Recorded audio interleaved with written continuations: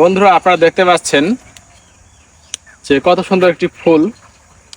এই ফুলের চাষ করা হয়েছে। আপনারা দেখতে পাচ্ছেন মাঠে ঘাটে কত সুন্দর ফুল ফুটে রয়েছে। আচ্ছা, আপনি কি করতেছেন?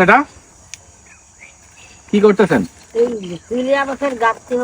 এটা মালা গেছে, আবার তারপর দিবেন না? এটা কি আপনাদের জমি না? ও আচ্ছা আচ্ছা। এখন ধীরে ধরে এই ফুলের চাষে লাভ কেমন? এখন দাম নেই। ও, এখন দাম নাই। যখন সিজনাল দাম হয় তখন মনে হয় খুব ভালো দাম। দাম হয় তোমার ওই 88 টাকা মতো। ও, শ্রাবণ মাসে ভালো দাম পান।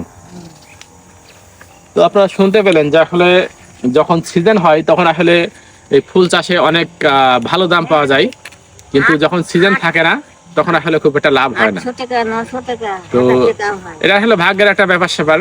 কারণ আপনি চাষ করবেন, আপনার ফুলটা যদি সঠিক সময় আসে তাহলে একটু ভালো দাম পাবেন।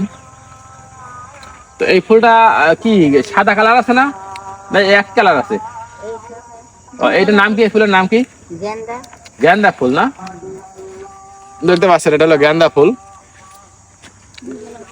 তো আপনারা যদি এই কৃষি উদ্যোক্তা হতে চান এবং এই গেন্দা ফুলের চাষ করতে চান তো করতে পারেন, কিন্তু এটা খুবই একটু রিস্ক আছে। তো সেইভাবে আপনাদের এটা করতে হবে আর কি। তো সবাইকে ধন্যবাদ ভিডিওটি দেখার জন্য। আল্লাহ হাফেজ।